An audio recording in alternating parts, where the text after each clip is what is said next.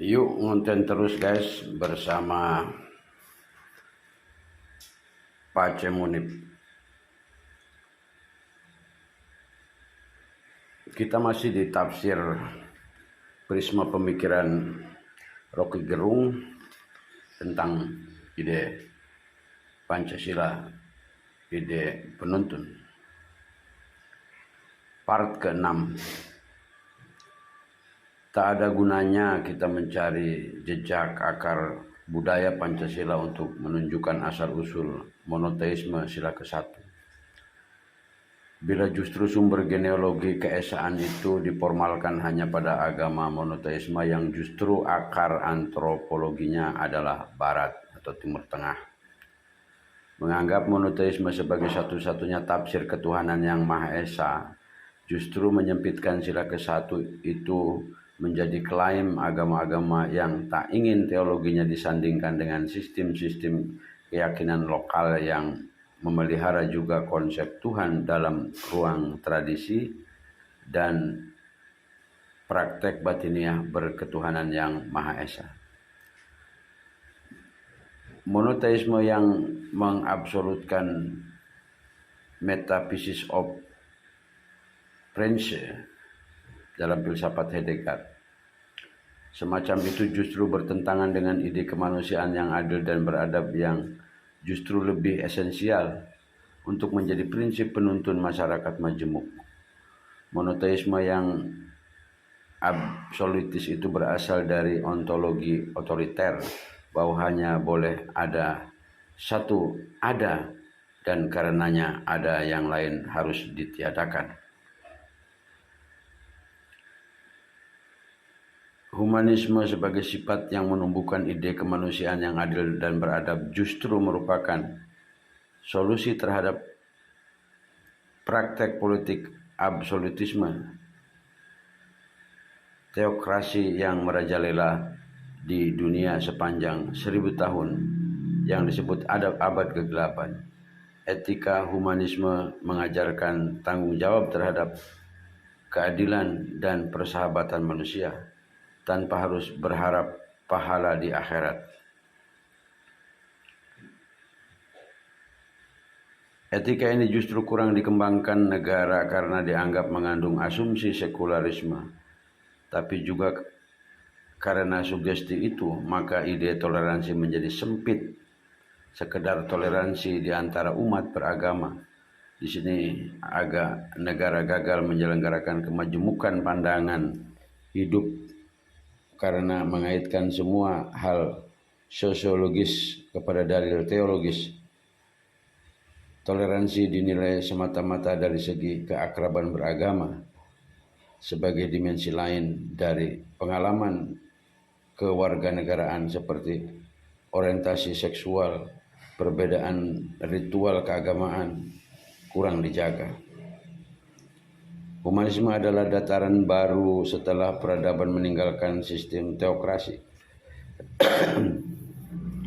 Kelelahan perang di Eropa menimbulkan percakapan intelektual yang serius untuk memikirkan human cognition demi menghasilkan tertib dan perdamaian dunia. Perdagangan dunia dan rasionalitas ilmu menjadi acuan kemajuan humanisme. Metode ilmu dan rekayasa sosial dipelajari dalam upaya memaksimalkan ide of progress. Era pencerahan merebak total, memberi cahaya sekuler kepada dunia yang selama 1000 tahun tertutup kegelapan oleh doktrinasi teokrasi. Narasi tentang perburuan nenek sihir tragedi Bruno Galileo misalnya adalah momentum keburukan teokrasi. Kekerasan dan fantasinya adalah fenomena umum abad kegelapan itu. Penghayatan doktrinal atas teologi adalah hasil dari pedagogi akhirat yang dikendalikan oleh elit yang memonopoli makna dan metode tafsir kitab suci. Konteks sejarah ini seharusnya dipergunakan juga untuk memahami relasi antara agama dan politik dan upaya menjadikan Pancasila sebagai ide penuntun bernegara. Literasi ini penting demi mengajarkan generasi bahwa Pancasila tak dibuat dalam kekosongan sejarah dunia, juga dengan menempatkannya dalam narasi pikiran abad modern, kita dapat menghindarkan tafsir yang terlalu atavistik terhadap Pancasila. Baik guys,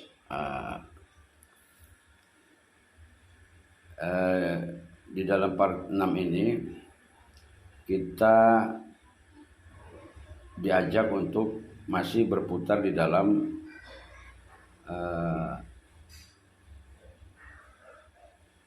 sila pertama yang monoteistik. Di sini dituliskan Rocky Gerung bersumber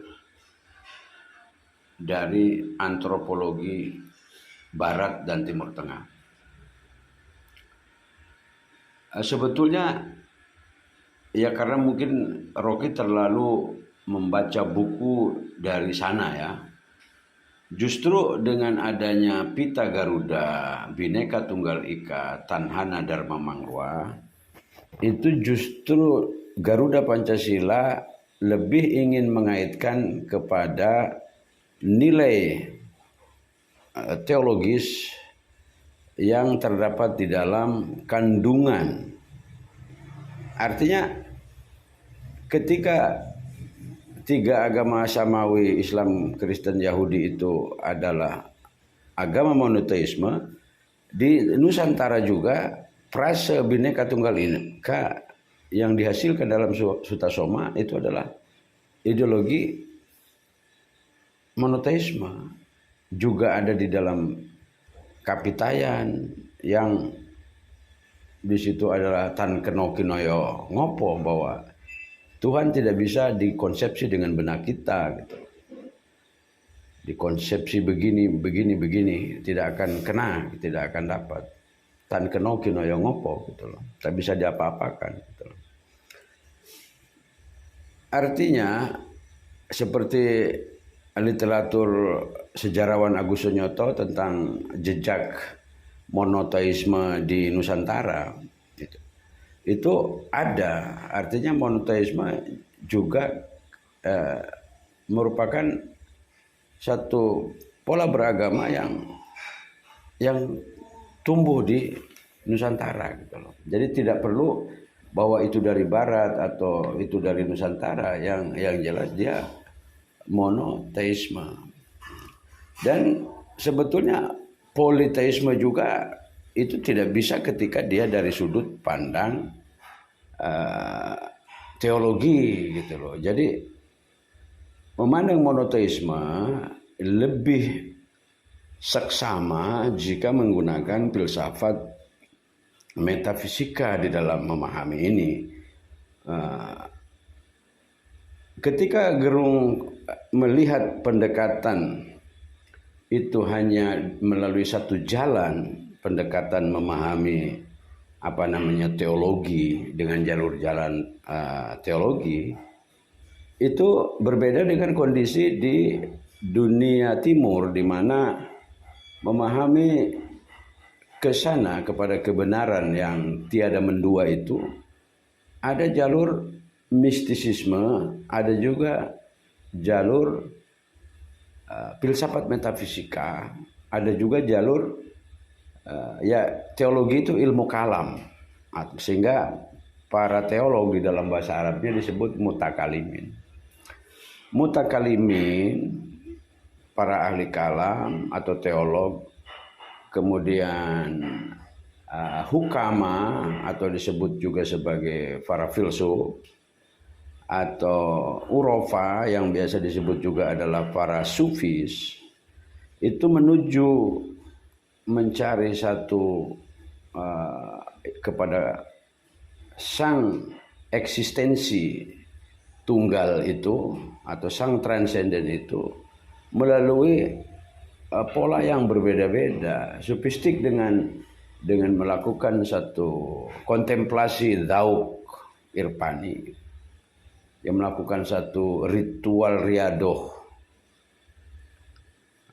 bagaimana mencapai bahasa puncaknya adalah musyahadah, sedangkan di dalam terminologi filsafat metafisika atau para hukama puncaknya yang dicari adalah mujarrad. Nah, sedangkan di dalam ilmu kalam puncaknya adalah makrifat. Itu kan hanya merupakan terminologi bagaimana orang menggali mencapai suatu titik dengan metodologi maupun dengan prakteknya.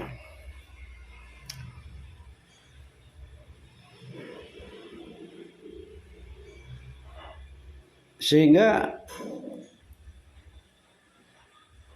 monoteisme dalam ketuhanan yang Maha Esa tidak bisa saja hanya dia berbau barat atau timur tengah, tapi juga dia berbau Bhinneka Tunggal Ika dan berbau Tan Keno Kinoyo Ngopo atau dasar kapitayan, atau yang hidup di alam mafhum atau alam pemikiran orang-orang yang ada di Nusantara. Sehingga sangat tidak bijak apabila membedah sila pertama menggunakan teologi seperti yang dilakukan oleh Gerung, karena teologi dari masing-masing agama itu memiliki caranya tersendiri, sehingga ketika teologi masing-masing itu dicampur, ya otomatis ya memang beda gitu loh. Ya tidak, teologi itu kan suatu bangunan konstruksi tentang mafhum Tuhan yang diambilkan dari teks kitab suci dengan logika, sehingga di dalam keagamaan itu sendiri teologi itu hanya bagian, tidak mutlak dari seluruh praktek beragama antara teks agama dan para pengikutnya. Ada yang mengikut agama secara awam, dia hanya datang mencari berkah atau datang di dalam mencari ketenangan di situ.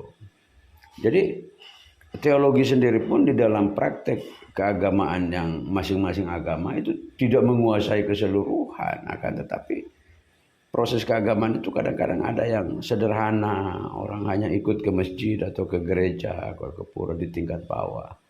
Jadi tidak bisa hanya dari sudut bahwa Pancasila harus dikaitkannya dengan teologi. Justru saya mengatakan teologi tidak bisa berbicara tentang sila pertama karena masih ada filsafat metafisika yang bisa berbicara tentang sila pertama tanpa merendahkan salah satu dari agama-agama yang ada. Ini menandakan bahwa jejak pemikiran Rocky Gerung, filsuf kita ini belum mencapai kepada jejak filsafat metafisika yang tercanang kokoh di dalam Al-Asfar Al-Arba'ah atau 4 perjalanan dari Mula Sadra sebagai landasan pokok filosofinya yang kemudian disempurnakan oleh para filsuf-filsuf pengikutnya sampai sekarang, akan tetapi tidak merubah 3 tungku asalatul wujud atau kemendasaran eksistensi, atau ada fondasi ada, kemudian taskikul wujud atau tingkat-tingkat ada yang dimiripkan kepada pendar cahaya, yang dari cahaya yang dekat sumber paling kuat sampai cahaya yang sangat redup di kejauhan, dengan gerakan substansi atau harokah al-jauhariyah. Itu merupakan 3 tungku yang kemudian ditambah dengan 1, yaitu waktu sebagai dimensi keempat.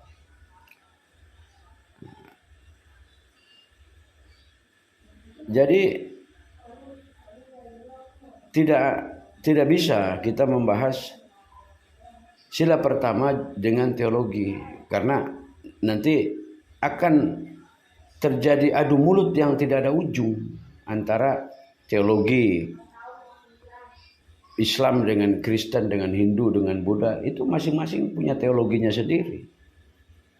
Sehingga ketika memaksa mencoba membedah sila pertama ketuhanan yang Maha Esa dengan teologi yang ada, tidak bisa seperti itu. Mau monoteisme, mau politeisme, itu monoteisme pun tidak bisa, karena pendekatan daripada teologi itu dengan berbasic ayat kitab suci, kemudian disenyawakan atau dipadu dengan logika. Nah, sehingga di dalam sila pertama ketuhanan yang Maha Esa itu di situ tidak ada mempersekusi suatu pemahaman-pemahaman terhadap praktek keagamaan lokal yang di situ dinyatakan secara batiniah atau kejawen misalnya, atau yang banyak. Tidak seperti itu. Mereka ada ruang hidup di dalam Bhinneka Tunggal Ika, karena ketika ketuhanan yang Maha Esa itu dibedah atau dikupas dengan filsafat metafisika, itu akan sampai kepada ketiadaan itu satu. Sehingga ada atau eksistensi juga satu. Tidak mungkin ada, itu banyak. Nah, ketiadaan yang tadi disebut sebagai satu, itu pun akhirnya sama ruangnya dengan kesesuatuan atau mahiyah atau esensi, yang kemudian dia berada di dalam wujudud dihni atau di dalam ruang benak, tidak ada di dalam ruang luar atau ruang khoriji atau ruang realitas. Seperti itu.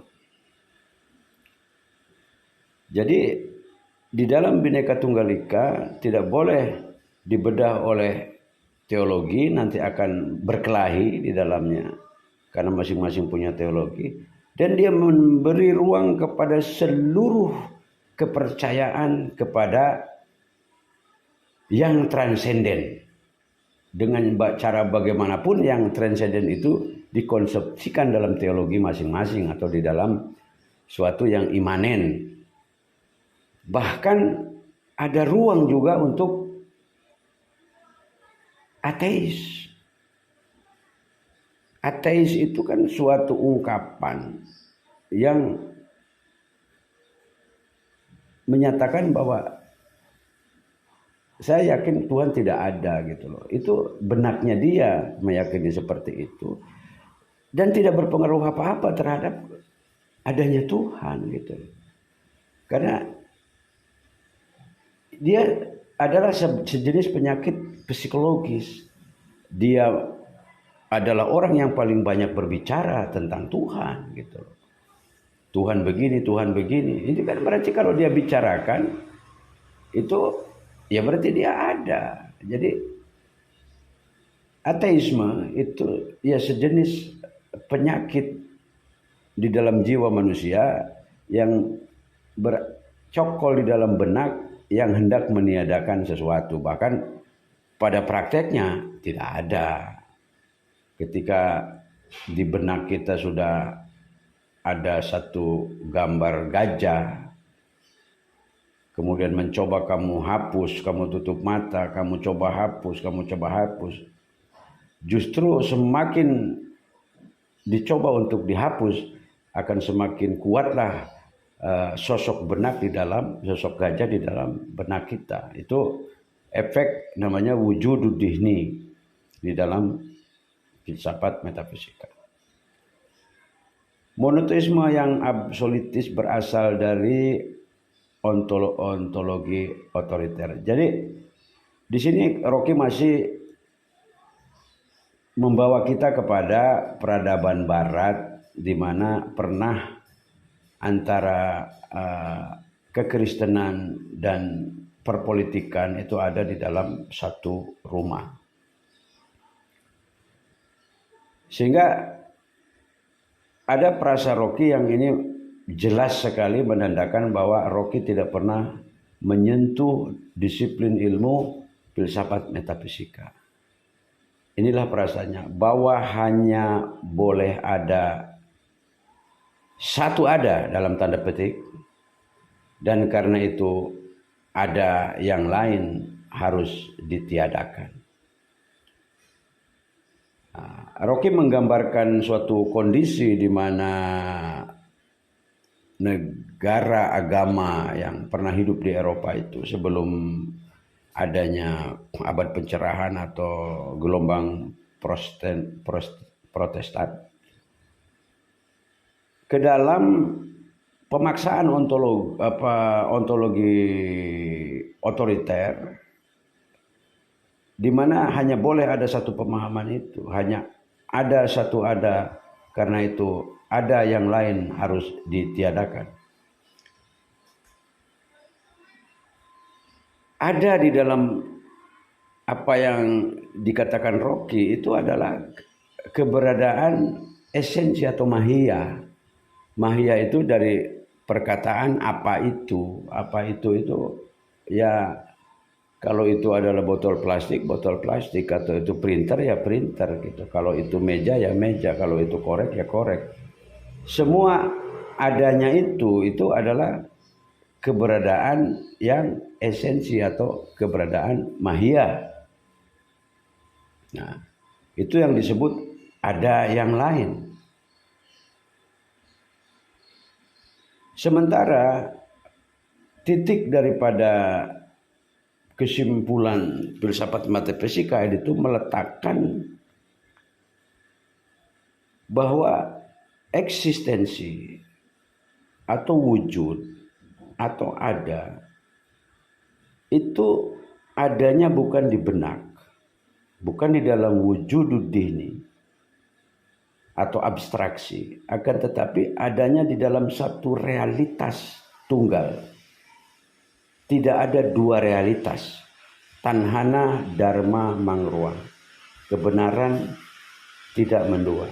Jadi diskursus filosofis yang terbangun selama 2 milenium, 3 ini dari zaman Yunani, etapenya sangat panjang dan banyak gelombang yang menggeser-geser mana yang ada sebenarnya, mahiyakah atau wujudkah gitu loh. Eksistensikah yang sebagai dasar atau esensi. Nah, ketika misalkan saja Rocky menganut kepada kemendasaran esensi, bukan kemendasaran eksistensi, sehingga ada banyak keberadaan gitu loh, dimana antara banyaknya keberadaan itu harus saling membuat suatu percakapan yang harmoni, percakapan yang sejuk, percakapan yang damai seperti itu. Ini ya agak bersumber kepada materialisme positivisme ya, karena landasan filsafat barat dari situ, sehingga keberadaan materi-materi ini yang disebut sebagai sebuah keberadaan. Termasuk frase daripada Descartes, aku berpikir maka aku ada, kan gitu. Jadi keberadaan ada dalam Descartes itu adalah keberadaan akibat gitu loh. Dengan sebabnya adalah berpikir. Sementara di dalam filsafat metafisika, eksistensi atau ada itu satu, yaitu realitas tunggal. Tuhan sebagai sumber cahaya, kemudian alam semesta dan kita sebagai satu rentangan cahaya yang bersumber darinya atau faid al-aqdas.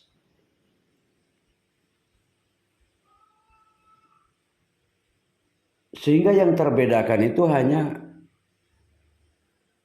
jauh dekatnya dari sumber cahaya, atau rentangnya dari kuat atau lemahnya cahaya yang berpendar merentang ke bawah. Itu yang titik yang bergerak naik dan turun di dalam jiwa manusia, itu yang disebut harokah al-jauhariyah atau gerakan substansi. Sehingga orang-orang yang dia semakin mujarrad, semakin dia bisa mengorientasikan kepada hal yang memang itu pokok, bukan hal yang merupakan itu adalah hal-hal yang sifatnya cangkang. Itu jarak titik jiwa atau jauharnya itu dari sumber cahaya masing-masing manusia berbeda-beda. Ada jaraknya dengan kedekatan sekian, kejauhan sekian. Semua rentangan itulah, di dalam rentangan itulah jiwa-jiwa manusia itu ada. Di dalam naik turunnya, kuat lemahnya cahaya eksistensi yang bersumber dari satu, sehingga yang lainnya itu adalah pemberian atau faid al-aqdas atau limpahan dari satu. Sehingga dua itu adalah bilangan prima. Seperti itu. Karena satu itu tidak numerik, karena satu itu adalah yang semuanya itu dari situ sampai kepada angka yang tak terbatas. Sama dengan di dalam teori atom yang bertolak belakang atau yang saling menolak itu antara proton sama elektron. Nah, sedangkan elektron ini cangkang, proton itu inti yang bercampur dengan neutron. Lah, neutron ini dia netral, dia tidak bertolak belakang. Nah, satu yang netral. Nah, proton itu adalah para nabi. Likulli nabiyyin aduun, setiap nabi ada lawannya, ada musuhnya. Ya, setiap proton ya ada elektron, baru listrik menyala. Dari tolak menolak itulah sistem semesta atau sistem kehidupan ini diciptakan. Tidak mungkin terhapus kekafiran karena dia selalu menjadi pasangan mukmin, begitu. Selalu pasangan dari mukmin.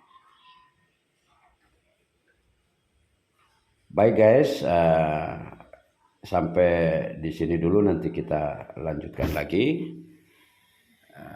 Prisma pemikiran filsuf kita Rocky Gerung.